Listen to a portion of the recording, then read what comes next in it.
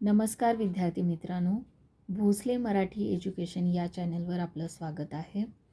आजचा आपला पाठ आहे, लेसन आहे 8th स्टँडर्ड मराठी 13वा संतवाणी. संत सेना महाराज इसवी सन 13व्या शतकाचा उत्तरार्ध प्रसिद्ध संत कवी आहेत. संत ज्ञानेश्वर, संत नामदेव यांचे समकालीन संत सेना महाराज पंढरीचे वारकरी होते. त्यांच्या नावावर सुमारे 150 अभंग आढळतात. संतांच्या सानिध्यात मिळणाऱ्या आनंदाचे वर्णन प्रस्तुत अभंगामध्ये केले आहे. चला तर मग सुरुवातीला आपण बघूया की पहिला जो एक अभंग दिलेला आहे तो काय आहे. अजी सोनियाचा दिवस दृष्टी देखिले संतास, जीवा सुख झाले माझे माहेर भेटले. अवघा निरसला क्षीण देखता संत चरण, अजी दिवाळी दसरा सेना म्हणे आले घरा. पाहूया हा जो अभंग दिलेला आहे. अभंग म्हणजे मराठीमधील एक काव्यप्रकार आहे आणि परमेश्वराच्या ईश्वराच्या महाराष्ट्रामध्ये विठ्ठल हे दैवत म्हणून पूजले जाते आणि त्यांच्या भक्तिपर गीतांसाठी काही अभंग रचले जायचे. तर तो जो काव्यप्रकार आहे त्याला काय म्हटलं जातं, अभंग असं म्हटलं जातं. तर परमेश्वराची भक्तिपर गाणी ही अभंगाच्या रूपाने उपलब्ध आहेत आणि इसवी सन 13व्या शतकाच्या उत्तरार्धातलं हे प्रसिद्ध संत कवी आहेत. संत म्हणजे की जे परमेश्वराची भक्ती करण्यामध्ये नेहमी लीन असायचे आणि ते आपलं पूर्ण आयुष्य हे परमेश्वराच्या चरणी अर्पण करायचे. महाराष्ट्रातील संत ज्ञानेश्वर व संत नामदेव हे अतिशय मोठे संत होऊन गेले आणि त्यांच्याच समकालीन म्हणजे त्यांच्याच काळातील हे संत सेना महाराज हे पंढरीचे काय होते, वारकरी होते. पंढरपूरला असणाऱ्या विठोबाचे भक्त हे सगळे महाराष्ट्रातून कानाकोपऱ्यातून हे आषाढी एकादशीला विठोबाचे दर्शन घ्यायला पंढरपूरला जातात आणि ते पायी चालत एवढा प्रवास करत असतात. तर त्या सगळ्या भक्तांना वारकरी असं म्हटलं जातं आणि या सगळ्या विठोबाच्या भक्तांना वारकरी संप्रदायामध्ये त्यांचा समावेश केला जातो. तर हे जे संत सेना महाराज आहेत त्यांच्या नावावर सुमारे 150 अभंग आढळतात. मग संतांच्या सानिध्यात मिळणाऱ्या आनंदाचे वर्णन प्रस्तुत अभंगामध्ये केलेलं आहे की जे संत आहेत त्यांच्यासोबत आपण राहिल्यानंतर आपल्याला जो अतिशय उत्तुंग असा मोठा आनंद मिळतो त्याचं वर्णन या अभंगामध्ये केलेलं आहे. संतांच्या संगतीत मिळणाऱ्या अवर्णीय आनंदाची अनुभूती या अभंगात संत सेना महाराज यांनी हृदय शब्दात सांगितलेली आहे. अजी सोनियाचा दिवस, अजी म्हणजे टुडे म्हणजे आज सोनियाचा दिवस म्हणजे गोल्डन, सोनियाचा मीन्स गोल्डन. अजी सोनियाचा दिवस, आज फार काय आहे, सोनेरी दिवस आहे. आज अपूर्व असा सोन्याचा दिवस उगवला आहे, कारण आज माझ्या नजरेला संतांचे दर्शन झाले आहे. दृष्टी देखिले संतास, दृष्टी म्हणजे विथ आईज, दृष्टी म्हणजे नजरेने. आज मला कोणाचे देखिले म्हणजे बघितले, मला माझ्या नजरेला कोणाचे दर्शन झालेले आहे, तर संतांचे दर्शन झालेले आहे.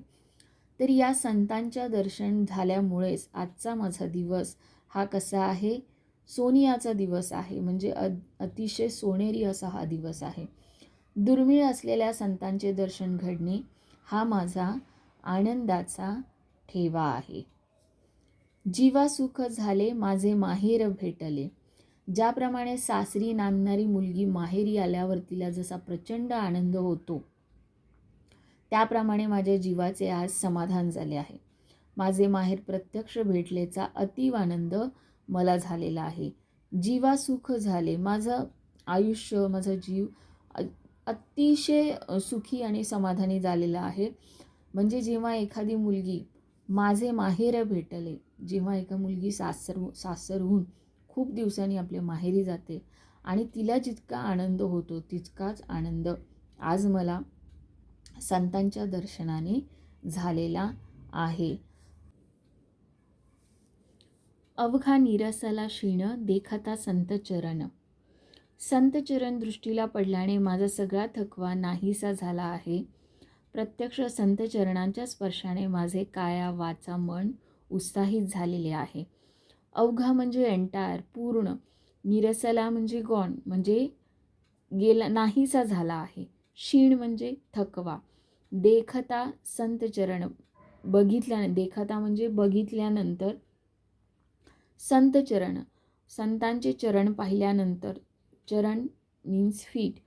संतांचे चरण पाहिल्यानंतर माझा जो काही सगळा पूर्ण थकवा आहे तो काय झाला आहे, नाहीसा झाला आहे. आणि मला त्यांच्या संत चरणांच्या स्पर्शाने माझे काया वाचा मन, काया म्हणजे शरीर, वाचा मन म्हणजे वाणी, मन हे काय झालेलं आहे, उत्साहित झालेलं आहे. आजी दिवाळी दसरा सेना म्हणे आले घरा. आजी म्हणजे आज जणू असं झालं आहे, संतांच्या दर्शनाने असं झालं आहे की जणू काही आज काय आहे, दिवाळी दसरा आहे. संत सेना महाराज म्हणतात, संतांच्या येण्यामुळे आज दिवाळी दसरा या सणांचा आनंद माझ्या घरी जणू अवतरला आहे. संतांचे घरी येणे हाच एक आनंदाचा सण आहे. आजी दिवाळी दसरा सेना म्हणे आले घरा. हे जे संत सेना महाराज आहेत ते म्हणतात की आज संत माझ्या घरी आले आहेत, त्यामुळे जो काही आपल्याला आनंद दिवाळीमध्ये सण साजरा करताना, दसरा साजरा करताना होतो, तितकाच आनंद आज मला या संतांच्या चरणांच्या दर्शनामुळे झालेला आहे. संतवाणीमध्ये ते दुसरे संत दिलेले आहेत ते आहेत संत चोखामेळा, आणि त्यांनी लिहिलेला अभंग आपल्याला दुसऱ्या पानावर दिलेला आहे. प्रसिद्ध संत कवी संत चोखामेळा यांचा जन्मशक उपलब्ध नाही, म्हणजे ते कोणत्या काळातील आहेत ते नीटसं माहीत नाही. संत चोखामेळा यांच्या अभंगातून भक्ताच्या हृदयातील कारुण्य जसे प्रकट होते, तशी सामाजिक विषमतेच्या उपेक्षेची खंतही व्यक्त होताना दिसते.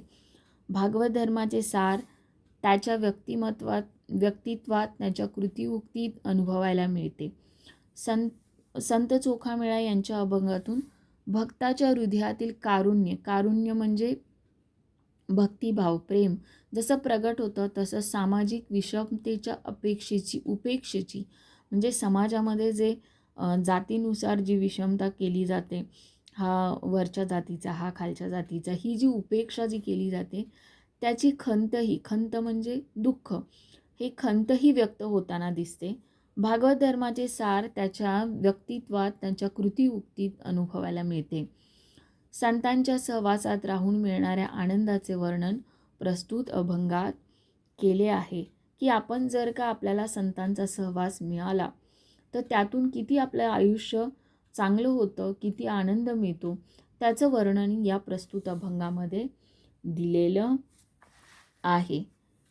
चंदनाच्या संगे बोरिया बाभळी, हेकळी टाकळी चंदनाची. संतांची या संगे अभाविक जन, तयाच्या दर्शनी तीची होती. चोखा म्हणे ऐसा परमार्थ साधावा, नाही तरी भार वाहवा खरा ऐसा. या अभंगामध्ये संत सज्जनांच्या सहवासात आपले व्यक्तिमत्व कसे उजळून निघते, त्या परमानंदाचा अनुभव संत चोखामेळा यांनी या अभंगात वर्णिलेला आहे. संत चोखामेळा म्हणतात, चंदनाच्या संगे बोरिया बाभळी. संगे म्हणजे विथ, म्हणजे बरोबर. ज्याप्रमाणे चंदनाच्या सहवासात बोरिया बाभळी, बोरी बाभळी वगैरे झाडे, तसेच वेडी वाकडी लहान झुडपे आली तर त्यांनाही चंदनाचा सुवास लाभतो. इतर झाडेही चंदनासारखी सुवास होतात.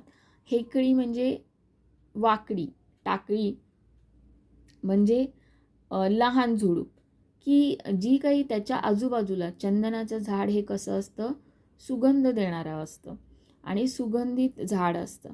मग चंदनाच्या बाजूला जर का बोरी बाबळीची जी काटेरी झुडपं आहेत किंवा हेकळी टाकळी म्हणजे वाकडी तिकडी जर का लहान झाडं झुडपं आली, तर त्याच्यासोबत काय होतं की चंदनाचा सुवास त्यांना सुद्धा लाभतो आणि इतर झाडेही चंदनासारखी सुवासिक होतात.